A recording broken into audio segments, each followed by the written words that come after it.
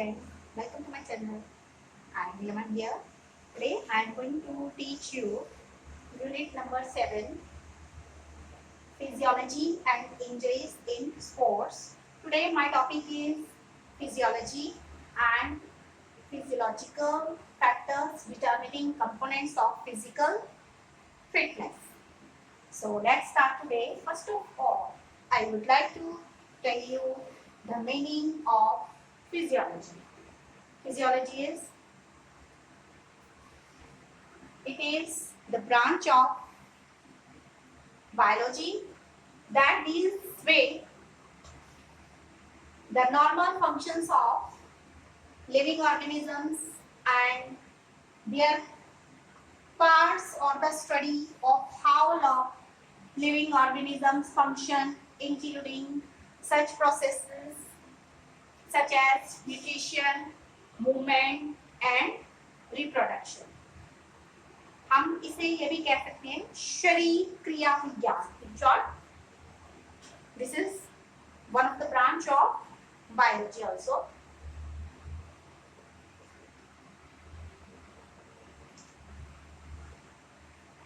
This branch of biology that deals with the normal functions of living organisms and their parts, or the study of how living organisms function, including such as processes, nutrition, movement and reproduction. Then comes sports physiology.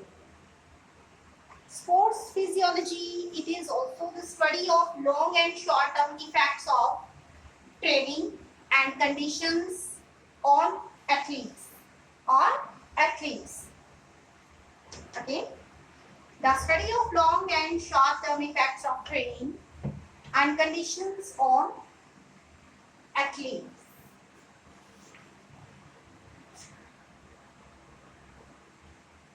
Okay.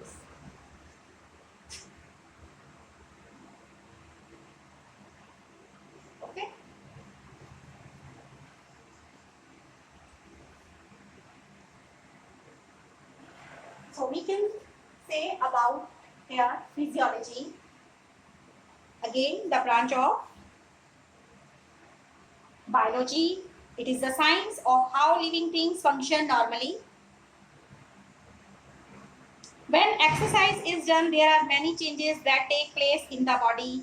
We know that components of physical fitness are strength, endurance, speed, flexibility and coordinative abilities. During and after we perform exercise, there is an impact of all these components. Then comes sports physiology, study of long and short-term effects of training and conditions on athletes. The specialized field of study goes hand in hand with human anatomy. Then comes exercise physiology. Exercise physiology is the study of how the body reacts to physical exercise. When different type of physical exercises are done by a sports person, then what are the reacts of that particular physical exercise? In this, we can say about exercise physiology.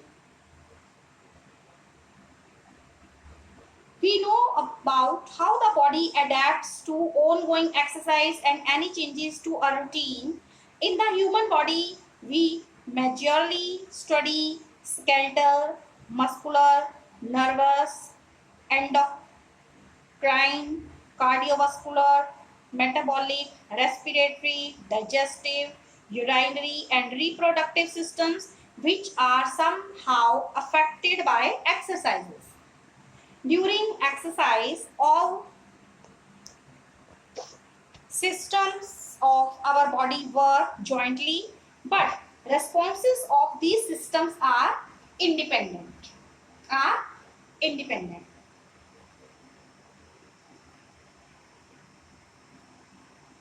So this is about physiology, sports physiology and exercise physiology.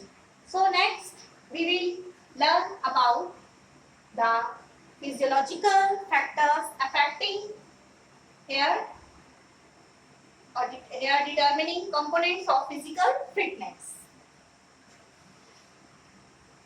So for that, first of all, you should learn what is physical fitness.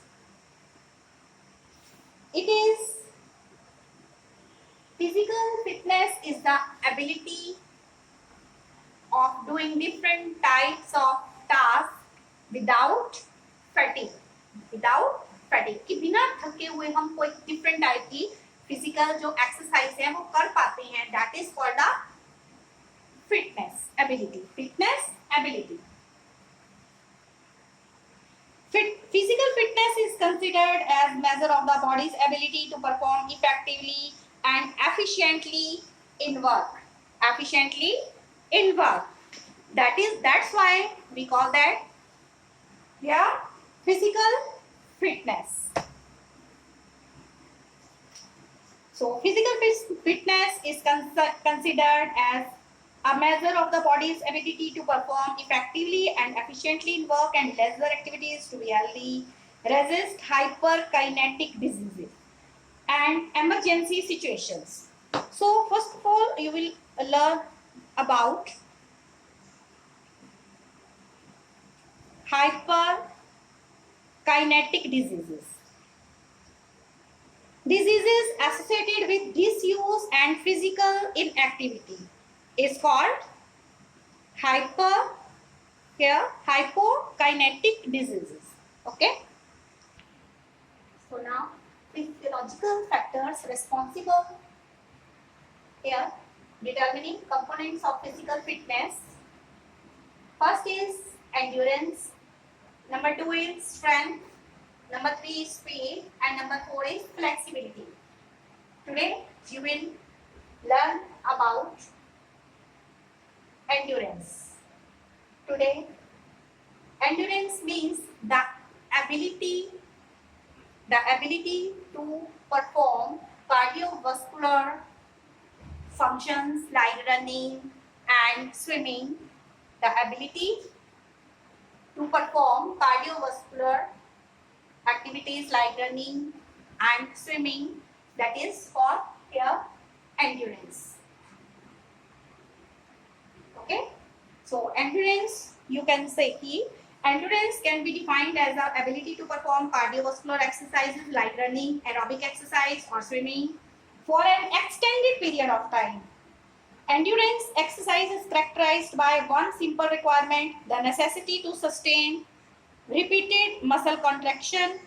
This criteria is fulfilled through two basic functions, the ability to consume enough oxygen and an adequate fuel provision. So, physiological factors that determine endurance are, first is aerobic capacity.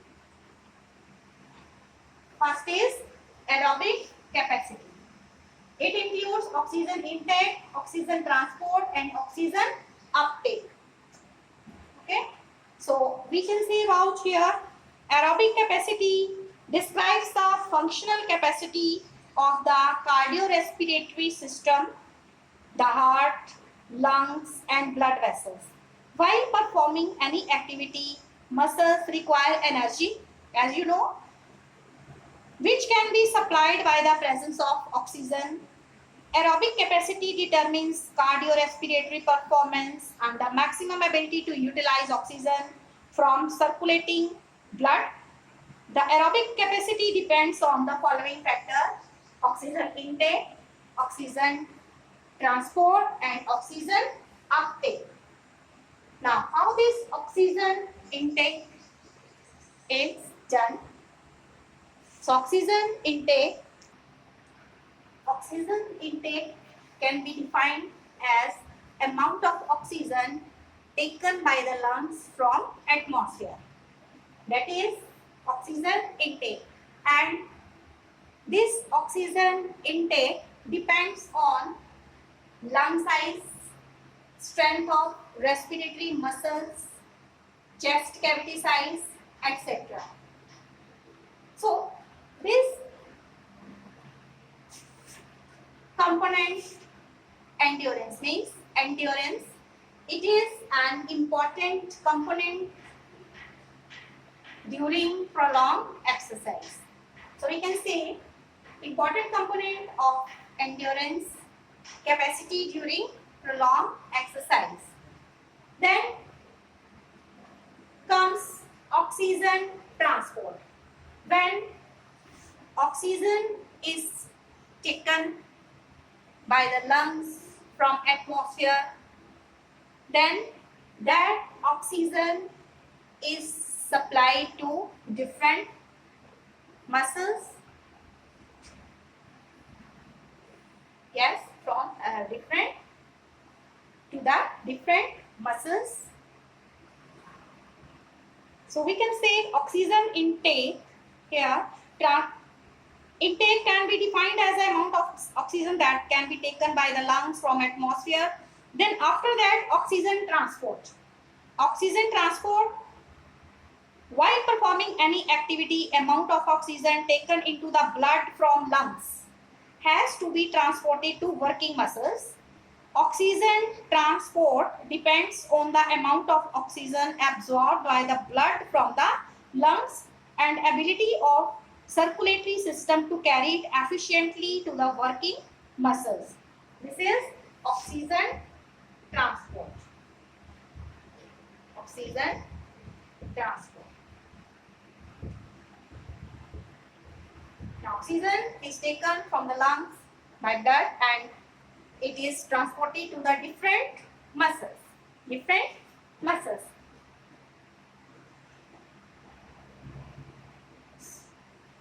So it is an important determinant of their endurance capacity during prolonged exercise.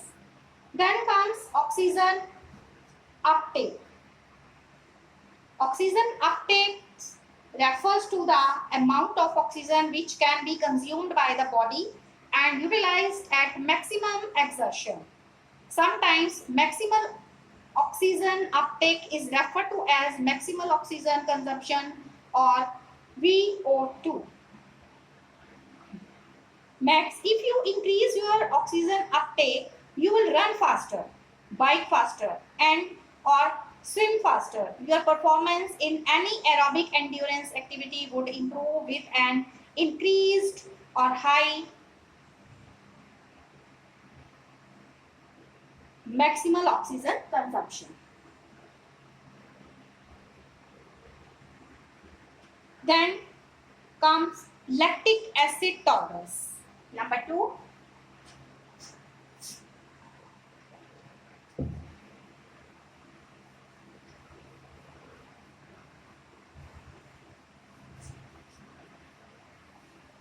Lactic acid tolerance.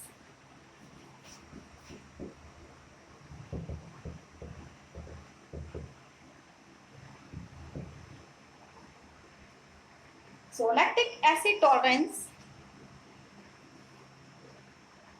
the lactic threshold is the exercise intensity at which lactic acid starts to accumulate in the bloodstream.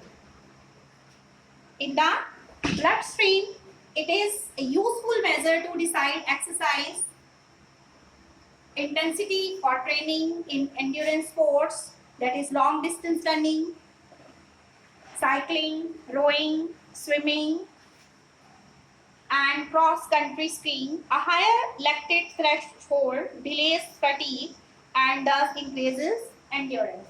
Number 3, then muscle composition.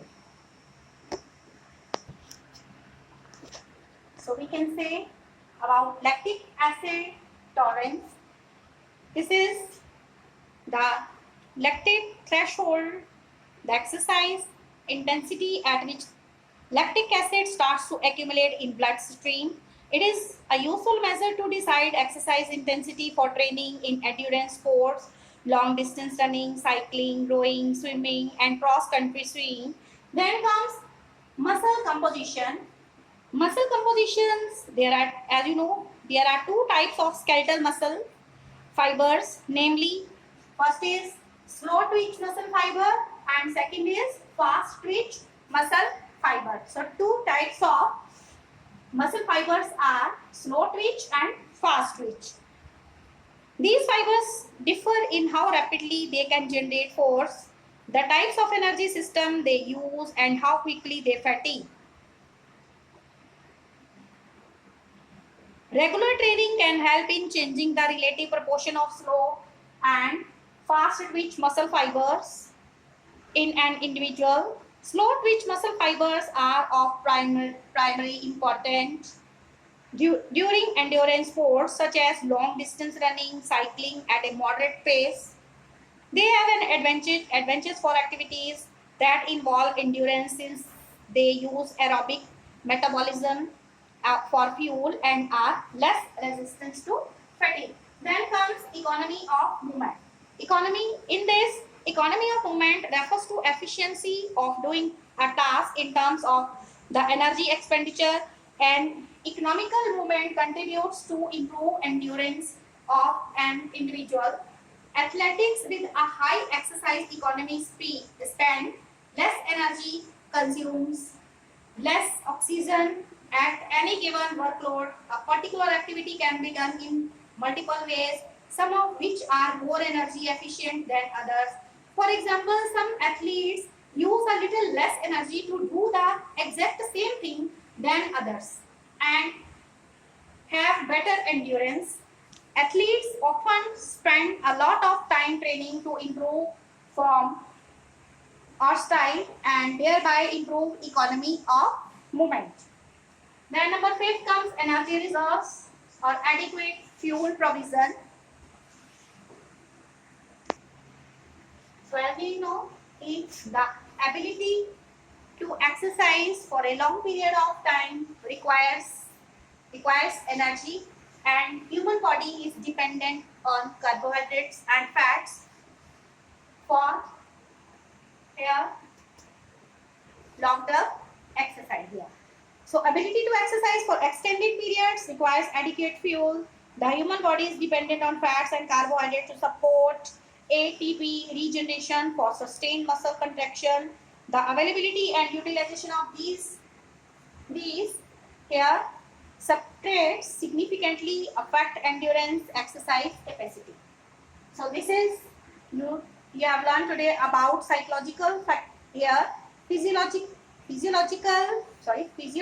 factors determining endurance. In next video you will learn about physiological factors determining strength, speed and flexibility.